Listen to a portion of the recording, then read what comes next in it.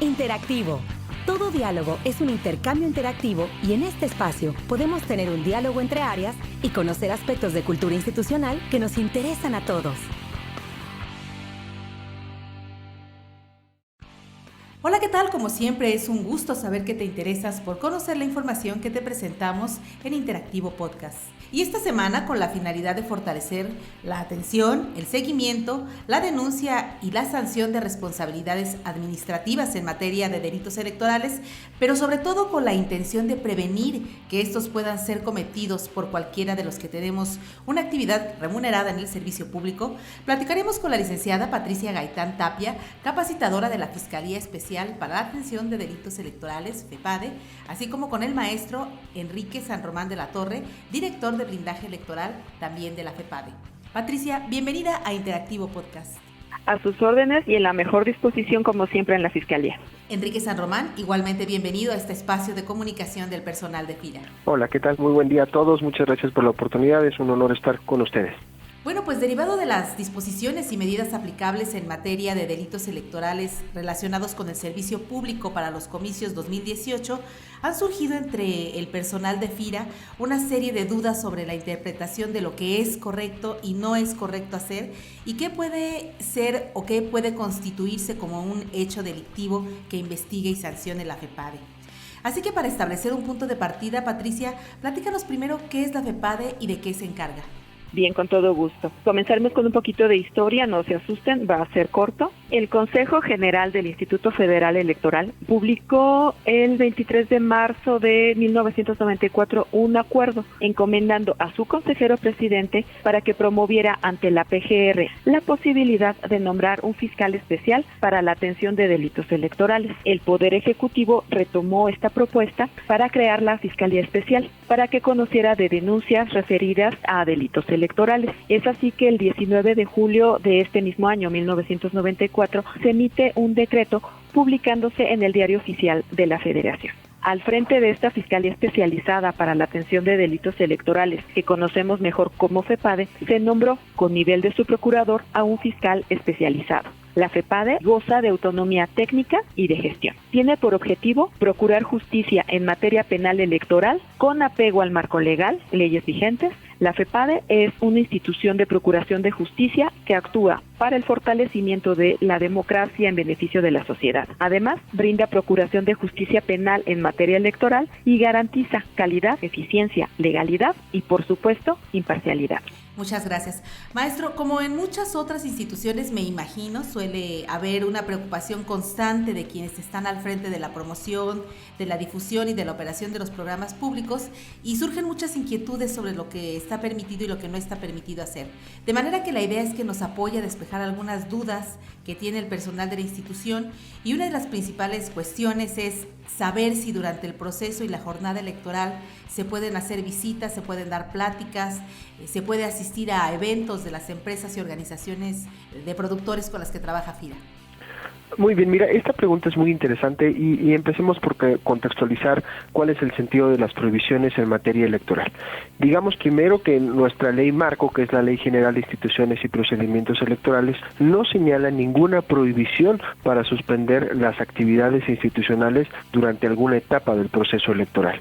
Lo que la Constitución señala que debemos suspender únicamente es la difusión de propaganda gubernamental a partir de que inicien las campañas electorales y hasta que concluya la jornada electoral. Es decir, del 30 de marzo al 1 de julio suspendemos difusión de propaganda gubernamental. Todas las demás actividades las podemos seguir haciendo con normalidad porque la ley no establece ningún señalamiento en ese sentido. Únicamente es importante mencionar que de acuerdo a una tesis de la Sala Superior del Tribunal Electoral, a partir de que inicien campañas debemos evitar la entrega de apoyos en eventos masivos. Por ejemplo, si tengo una entrega de 500 personas, en lugar de hacer un solo evento, hago 5 eventos de 100 y con esta cuestión podemos cubrir el requisito que establece la tesis de la Sala Superior y podemos cumplir con la normatividad. Pero es muy importante decir, el hecho de que hay elecciones no quiere decir que paremos labores, no quiere decir que suspendamos actividades, lo único que la ley establece que debemos suspender es la difusión de propaganda gubernamental. Es importante decir que la ley no determina la suspensión completa de eventos, podemos seguir trabajando, realizando nuestras actividades institucionales. La cuestión es evitar o tomar algunas medidas preventivas para no que existan señalamientos en contra de nuestras dependencias o en contra del sector en específico.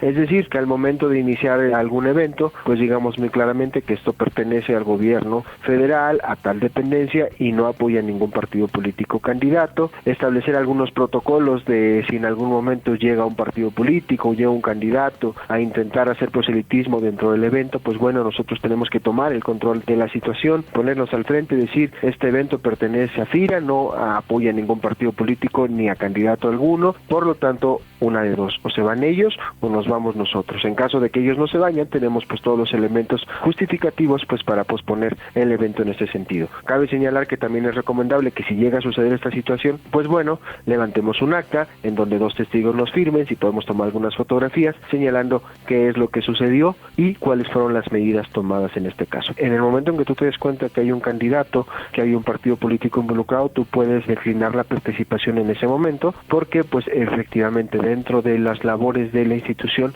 no nos podemos mezclar con cuestiones políticas para evitar señalamientos en contra de las propias dependencias. No, tú puedes ir de muy buena fe al evento, pero resulta que en el presidium está el candidato, está el precandidato, en ese momento pues tú explicas, justificas y declinas la participación para evitar cualquier cuestión de responsabilidad.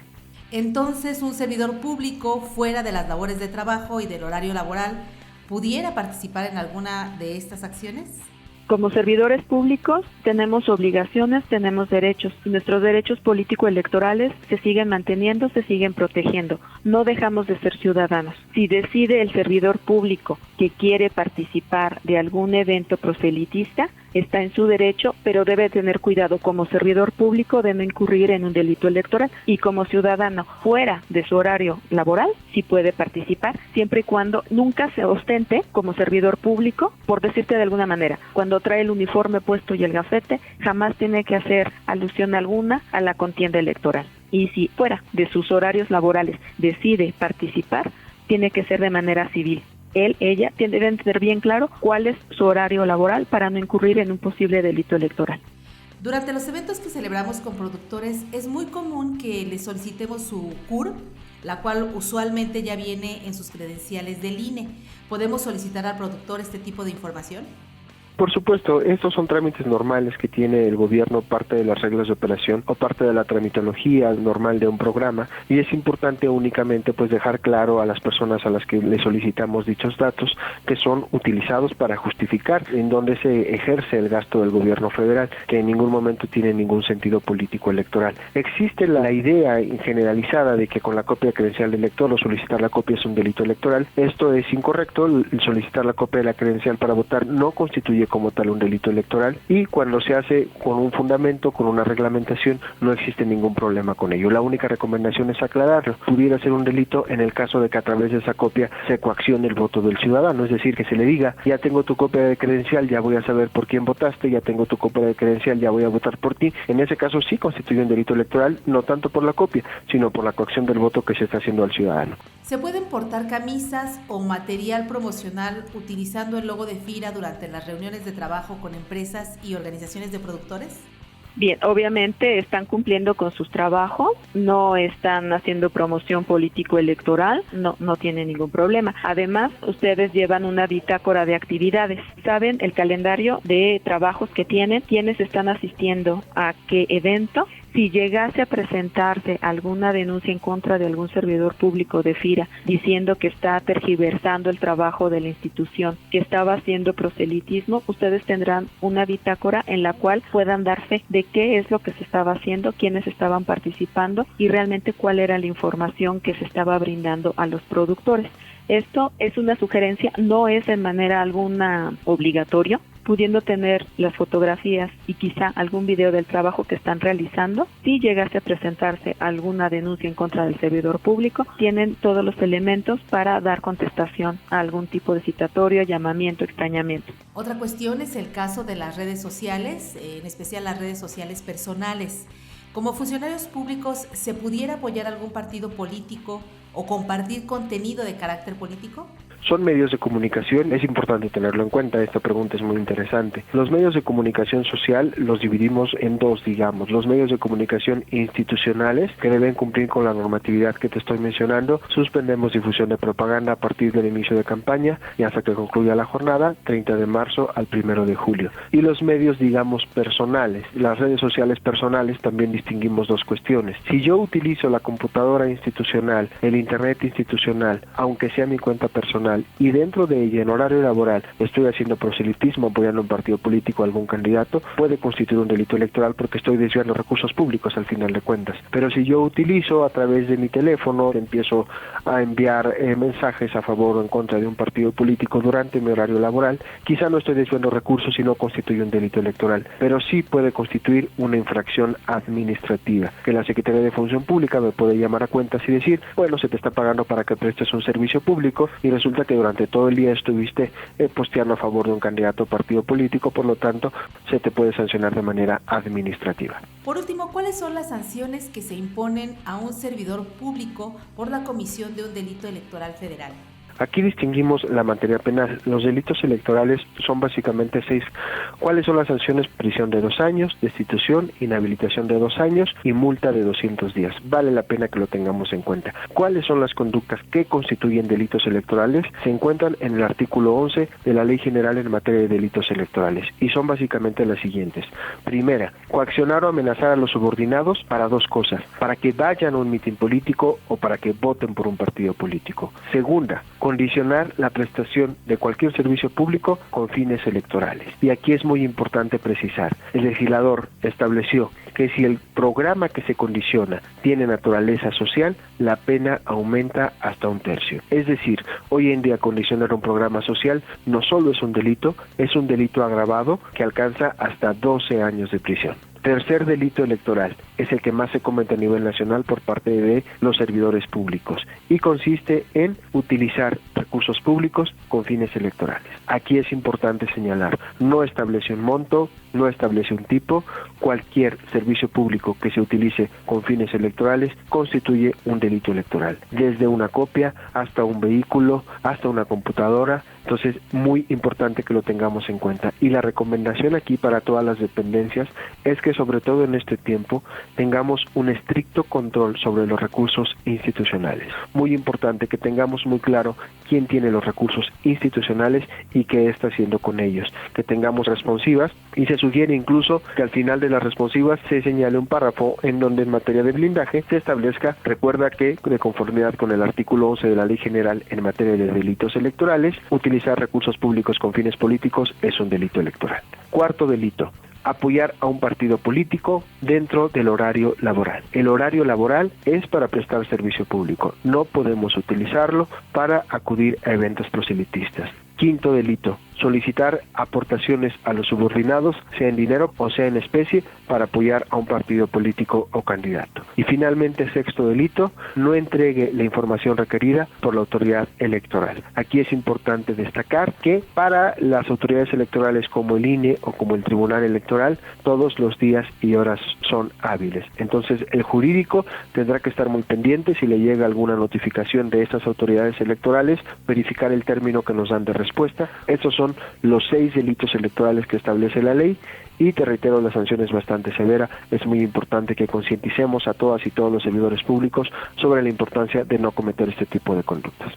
De acuerdo, pues agradecemos a la licenciada Patricia Gaitán Tapia, capacitadora de la Fiscalía Especial para la Atención de Delitos Electorales, por su participación y comentarios en el podcast institucional de FIRA. Patricia, muchas gracias. Gracias a ustedes, que tengan excelente día. Y también al maestro Enrique San Román de la Torre, director de blindaje electoral de la FEPADE, por apoyarnos a despejar algunas de estas dudas que resultan de gran relevancia para la continuidad del trabajo que realizan especialmente nuestros compañeros de promoción en todo el país. Gracias a ustedes, para nosotros es un placer, siempre estaremos a sus órdenes. Tenemos abiertos nuestros canales de comunicación a través de FEPADETEL 01800-833-7233, a través de la página electrónica www.fepadetel.mx www.fepadenet.gov.mx y a través de la aplicación para celulares FEPADE Móvil. Ahí ustedes pueden presentar denuncias incluso, pero también solicitar algún tipo de orientación. Para nosotros ha sido un placer, estamos a la orden de FIRA. Muchas gracias por tomarnos en cuenta para estas cápsulas y quedamos pendientes de cualquier otro requerimiento. Y como cada semana, los invitamos a enviarnos sus dudas y comentarios a la cuenta de correo carista@fira.gov.mx o enlace@fira.gov.mx. Esperando que esta sea una información útil y clara para la continuidad de sus actividades, nos despedimos hasta la próxima interacción.